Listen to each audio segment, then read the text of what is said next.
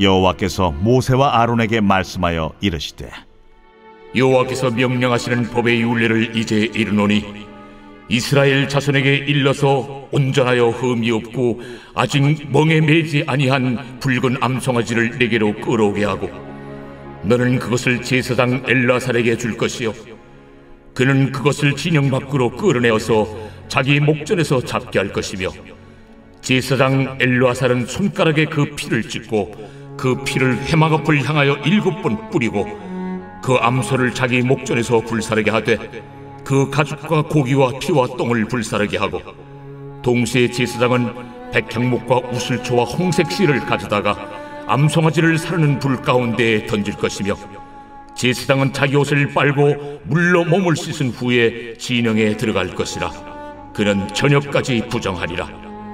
송아지를 불사른 자도 자기의 옷을 물로 빨고 물로 그 몸을 씻을 것이라. 그도 저녁까지 부정하리라. 이에 정결한 자가 암송아지의 채를 거두어 진영 밖 정한 곳에 둘지니 이것은 이스라엘 자손 회중을 위하여 간직하였다가 부정을 씻는 물을 위해 간직할지니 그것은 속죄제니라.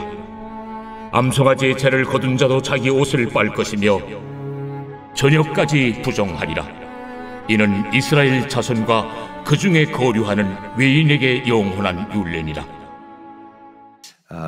오늘 이 민수기 19장에 나오는 이 본문의 말씀은 이제 붉은 암송아지, 온전한 붉은 암송아지로 붉은 재를 만드는 절차에 대한 말씀입니다. 그러니까 붉은 재를 제조하는 방법에 대한 말씀이죠. 우리가 생각할 때는 붉은 재를 따로 만든다, 이게 좀 이해가 잘 안 갈 수 있습니다. 왜냐하면 재를 보통 만들면 재가 나오면 이제 밖에 나가다가 진영 밖에 버려야지, 재를 따로 제조해서 그 재를 사용을 한다. 이게 좀 이렇게 이해가 안 가는 부분이거든요. 그런데 이 재는 어디에 쓰냐면 9절 중반에 보면 이것은 이스라엘 자손 회중을 위하여 간직하였다가 부정을 씻는 물을 위해 간직할지니 그것은 뭐라고 합니까? 속죄제니라 그럽니다. 여러분, 속죄제라는 건 죄를 사하기 위해 제사를 드리는 거죠. 근데 제사를 드리려면 부정할 때마다, 잘못할 때마다 날마다 와서 하나님께 제사를 드려야 됩니다. 그러면은 여러 가지로 부담입니다. 시간적으로도 또 경제적으로도. 왜냐하면 짐승 하나를 꼭 가지고 와야 되니까 여러 가지로. 그러니까 사람이 죄를 얼마나 자주 짓습니까? 그러니까 죄를 질 때마다 가지고 오려면 너무 힘든 거예요. 그러니까 죄값으로 이제 인생의 짐이 너무 무거워지는 거죠. 자, 그럴 때 하나님께서 이 죄의 절차를 간소화, 그러니까 제사의 절차, 이렇게 큰 죄가 아니라 이제 가벼운 죄, 이것까지 하는 그런 경우, 예를 들면 여러분 이런 거죠. 집 안에 뭔가 더러운 것이 묻을 때마다, 옛날에 코로나가 있다 그러면 집안 전체를 막 다 드러내서 방역을 했던 것처럼 죄를 질 때마다 우리가 완전히 다 드러내가지고 방역을 하고 깨끗하게 하고 제사 드리고, 또 왔다가 또 조그만 코로나 같은 게 죄가 조금 따고면 또 와서 완전히 다 드러내고 소독하고, 그럼 인생이 소독하다가 끝나는 인생이 됩니다. 이게 얼마나 이게 죄가 많은지 정신이 없는 거죠.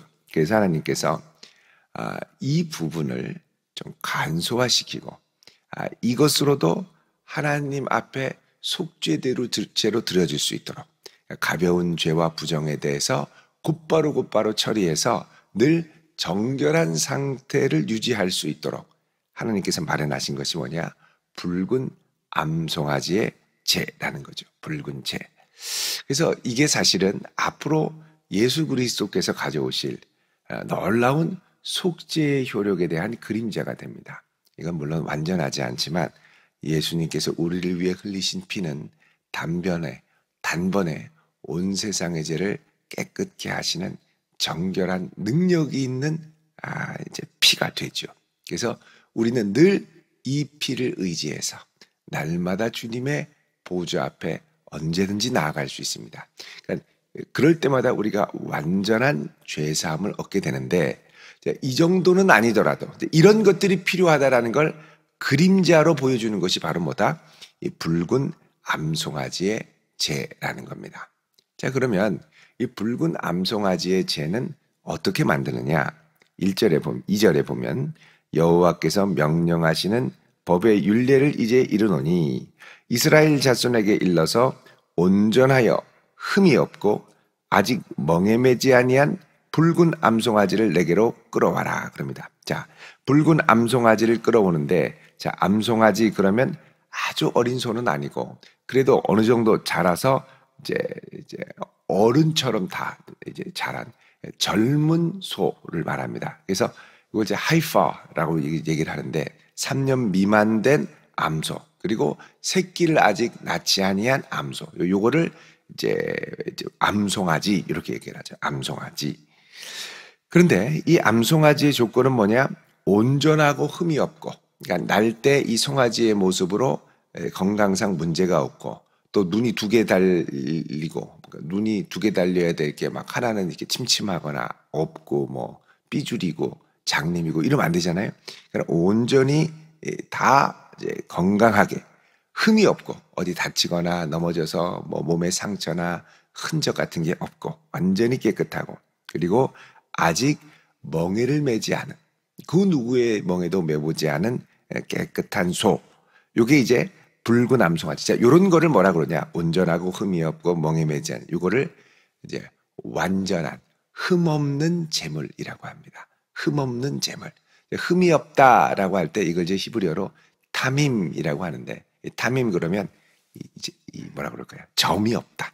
그러니까 오류와 하자가 없다는 거죠. 그러니까 여러분 이 컴퓨터 모니터나 핸드폰 이 디스플레이 화면을 보면 처음 이렇게 출시해서 볼 때 불량품이 있는 게 있습니다.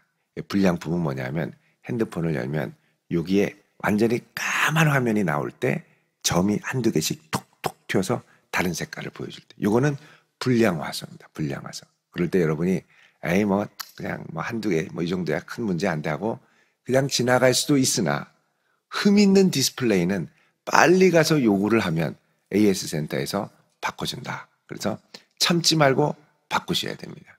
디스플레이의 기준이 흠도 없고 점도 없는, 그래야 깨끗한 화면으로 이걸 볼 수 있거든요. 그래서 물론 요즘에는 아주 공정이 아주 좋아졌습니다만 그래도 수율이 100%가 아닙니다. 뭐 95%, 97%. 그러면은 100개 나올 때 한 두세 개는 점이 한두 개씩 똑똑 묻어 있는 거죠. 이런 거는 흠이 있는 것. 이런 것이 완전히 없는 건 흠 없는 화면. 타밈 디스플레이. 그래서 암송아지도 전혀 흠이 없는 깨끗한 거를 가져와야죠. 왜 흠 없는 걸 가져와야 되냐? 이제 이 암송아지를 갖고 제를 만들어서 하나님 앞에 온전한 속죄를 하게 하는 속죄제의 제를 만들어야 되기 때문에 그렇습니다. 자, 그래서 이 붉은 암송아지를 끌어와서 대제사장은 아직 아론이죠. 이때 아론의 아들인 엘르아살에게 주고, 이제 엘르아살은 이제 아론의 세 번째 아들이죠. 이것을 진영 밖은 죄를 버리는 곳, 또 정결한 곳 이렇게 얘기를 합니다. 근데 이곳으로 끌어내서 자기 목전에서 소를 잡습니다. 그러니까 여러분, 제사장이 되게 뭐라 그럴까요?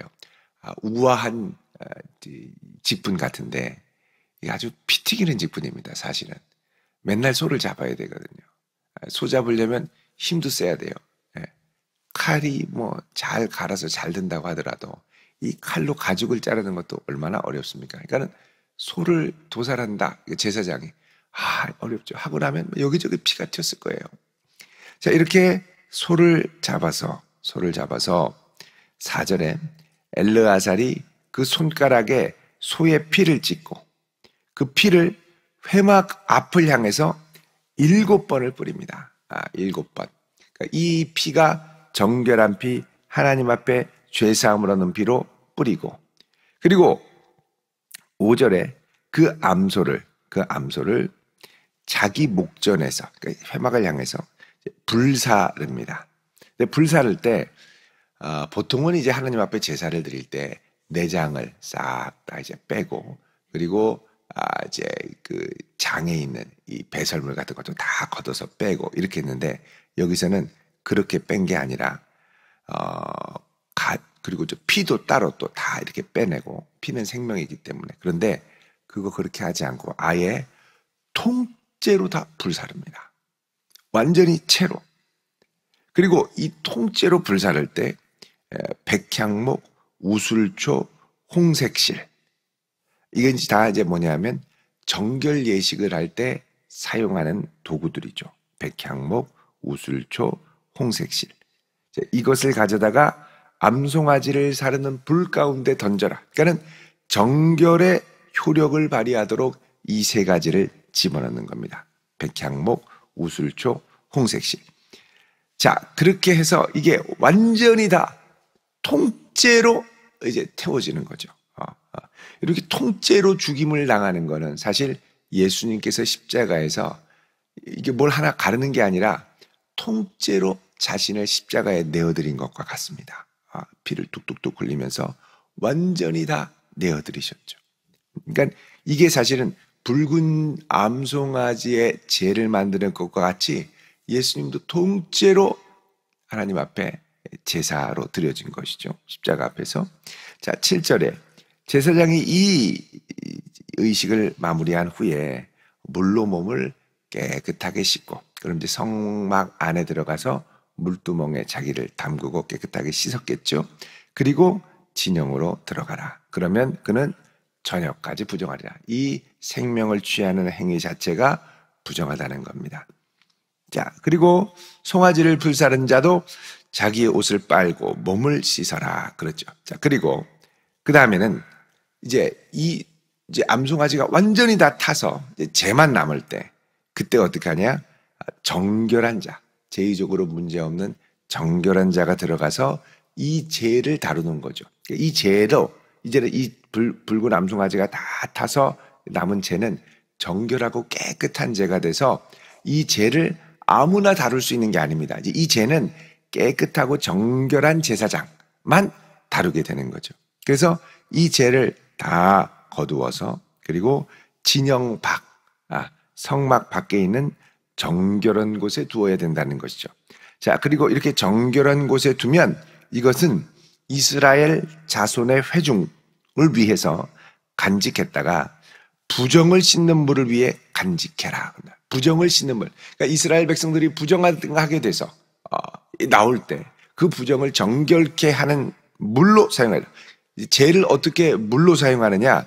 여러분, 이 부정을 씻는 물이라는 건 이 암송아지의 재를 물에 태우는 건데 그냥 태우는 게 아니라 잿물에 태웁니다. 잿물. 그래서 여러분 그 11절에 가보시면 이런 게 나오죠. 사람의 시체를 만진 자는 이레 동안 부정하는데 그때 그는 셋째 날, 일곱째 날에 무엇으로? 잿물로 자신을 정결케 하라. 그러니까 잿물로 자신을 정결케 한다는 건 이 붉은 암송아지 재를 물로 태워서 이제 만든 겁니다. 이게 뭐냐? 정결케 하는 효력이 있는. 근데 이제 이 재는 어떤 재냐? 정결한 암송아지가 자신을 남김없이 다 태워서 하나님 앞에 드려진 대속죄가 이제 완전히 이제 죄가 되어서 이렇게 뭐라 그럴까요? 우리가 가지고 다닐 수 있도록 휴대하고 다닐 수 있도록 그러니까 언제 어디서든지 정결케 될 수 있도록 하는 효과가 있는 거죠. 안 그러면 부정한 사람이 성막으로 와야 되는데 그러면 그 자체가 부정해져서 또 되게 어려워지는 겁니다. 그러니까 부정한 사람이 부정한 자기의 삶의 현장에서 그 부정함을 정결케 하려면 어쩔 수 없이라도 자기 자신이 있는 곳에서 정결하게 될 필요가 있다라는 것이죠. 그래서 그 효력을 위하여 이제 마련한 것이 붉은 암송아지의 재라는 것이죠. 이게 바로 회중의 부정을 씻는 물을 위해 간직한 속죄죄로서의 역할을 감당한다는 겁니다. 여러분, 이거는 하나님의 상당한 파격입니다. 우리는 보통 정결케 하는데 제사를 드리면 끝 이렇게 생각을 하거든요. 제사. 그런데 실제로 제사로 나을 수 없는 부정케 된 사람들이 있죠.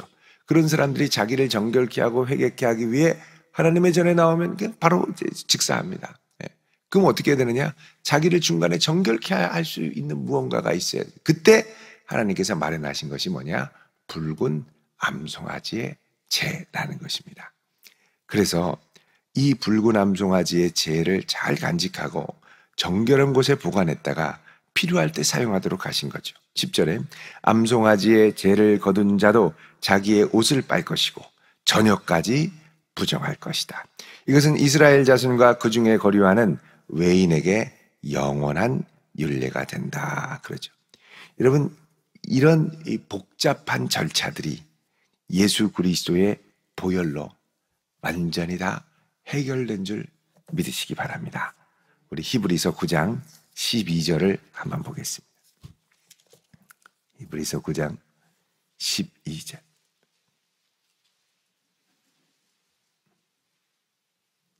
자, 읽어볼까요? 시작.